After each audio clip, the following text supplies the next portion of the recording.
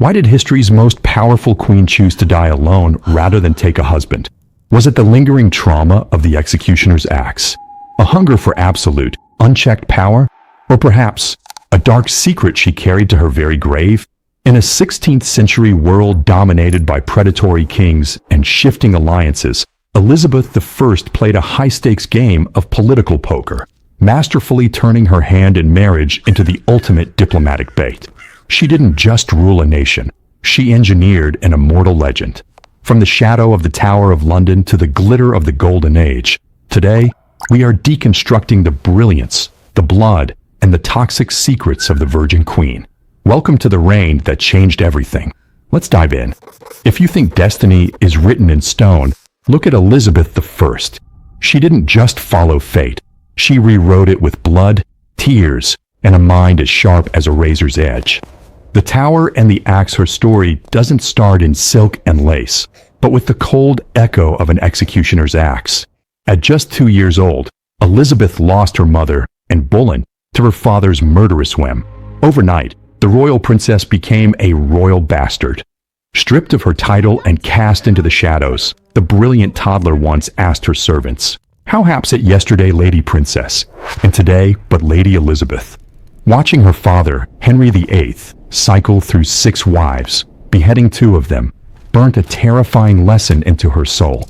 In the Tudor court, marriage wasn't a fairy tale, it was a death trap. Survival of the fittest, the nightmare, didn't end there.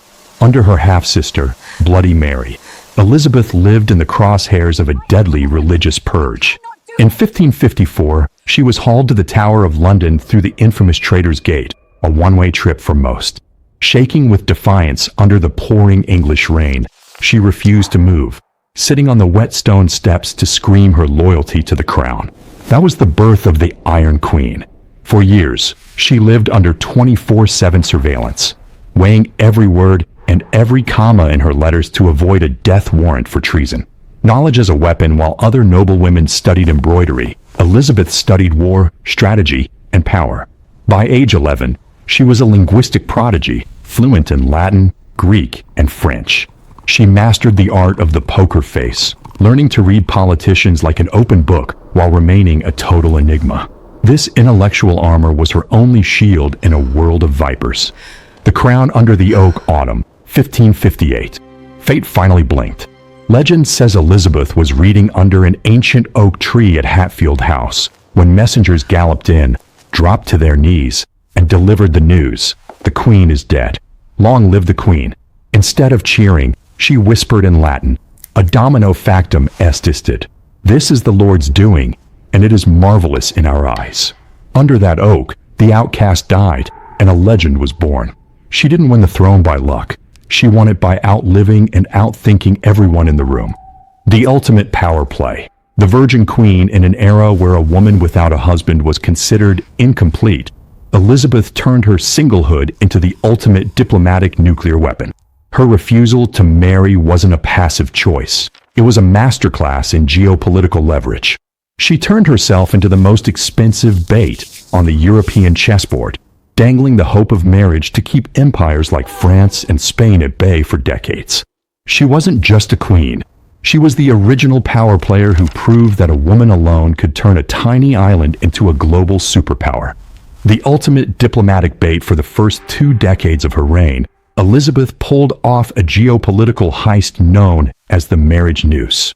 In the 16th century, England was the underdog, small, poor, and vulnerable. Elizabeth used her hand in marriage as the ultimate weapon of mass distraction. She became a master of political ghosting and catfishing, dangling the hope of an alliance before the kings of Spain and the princes of France. She sent sweet love letters and lavish gifts, dragging out negotiations for years. Why? Because as long as they hoped to win England through a wedding, they wouldn't try to take it by war. By the time they realized she was never going to say "I do," England had spent 20 years building a world-class navy and a powerhouse economy. I am married to England. When Parliament pushed her to produce an heir, Elizabeth dropped a bombshell that redefined female leadership. She held up her coronation ring and declared to a room full of powerful men, "I am already married to a husband, the Kingdom of England." This wasn't just a romantic sentiment. It was a cold, hard power play. Under the law, a husband would become king and take her crown. Elizabeth chose to be a maiden queen rather than a king's wife. She refused to let England become a puppet state or a pawn in a foreign king's game.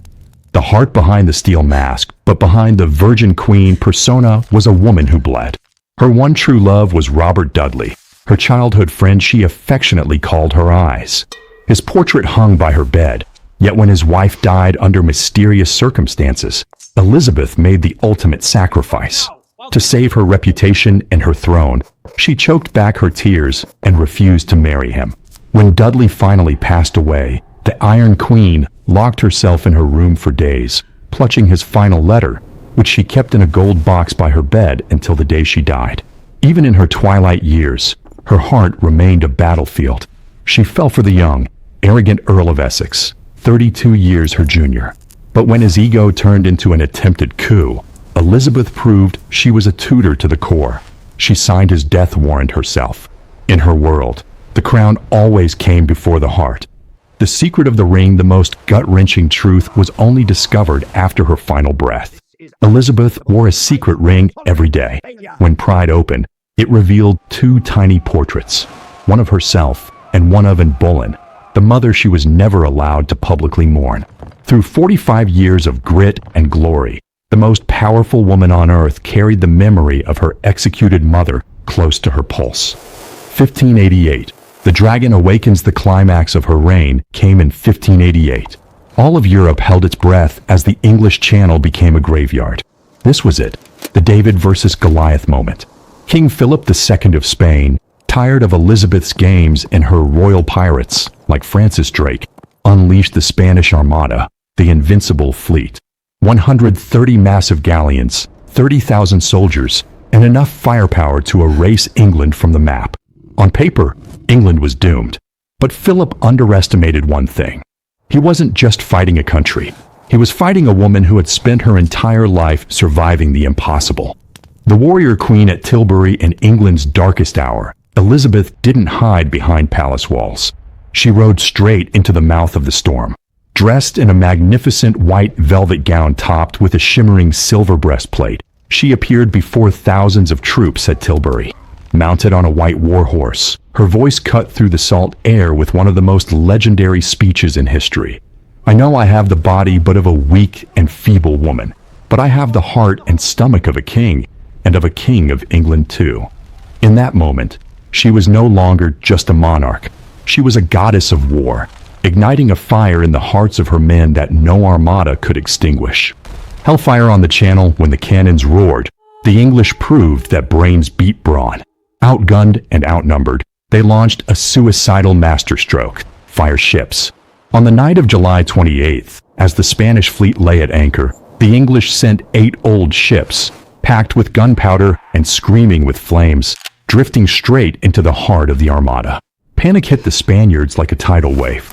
They cut their anchors and scattered in chaos, their invincible formation shattered by a wall of fire.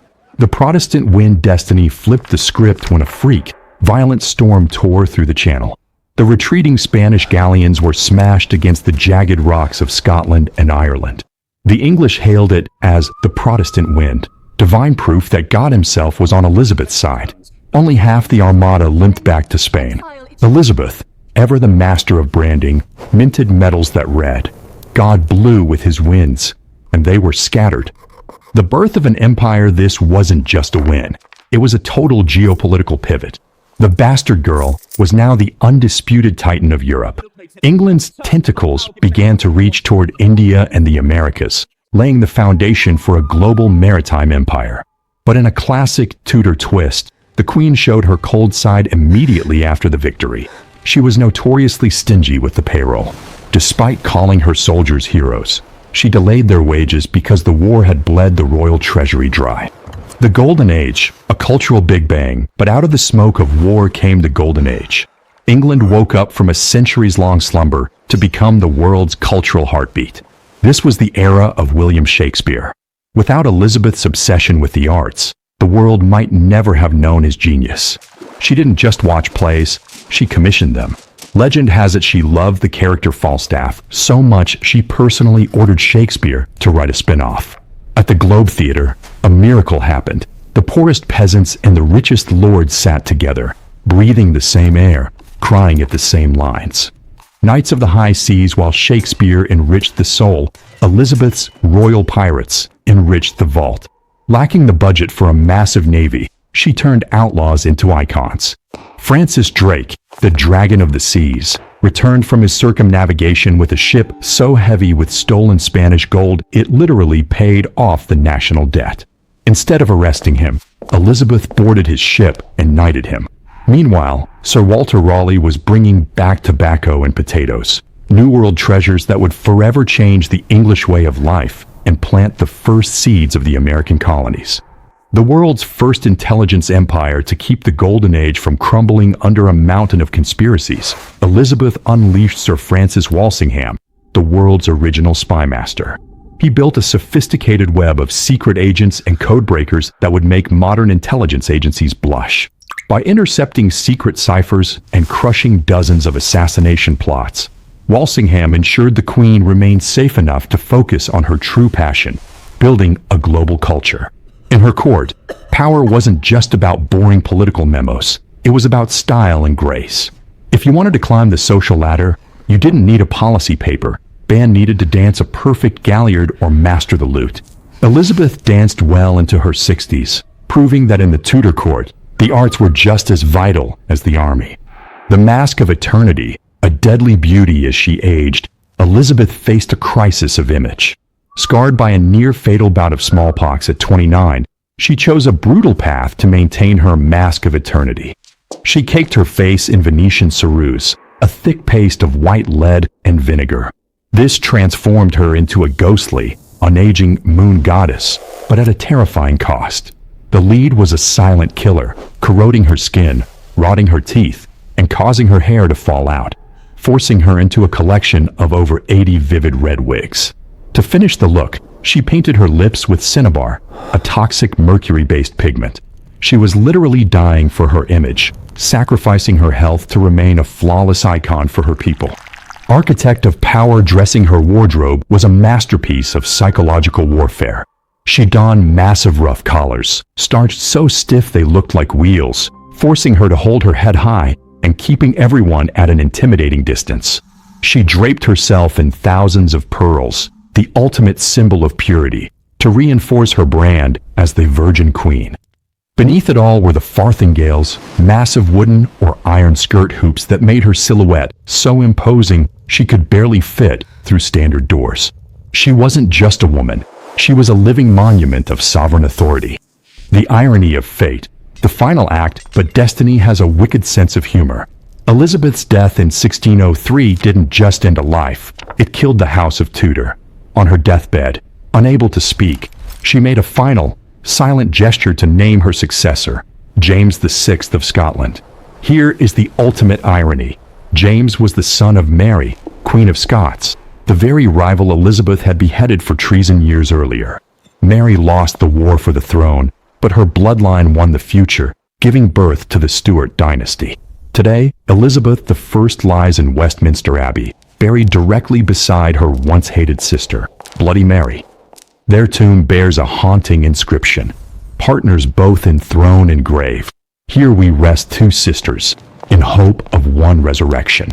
It is a quiet end for a woman who spent 45 years in a storm of fire and gold, turning a broken island into a legendary empire that would change the world forever.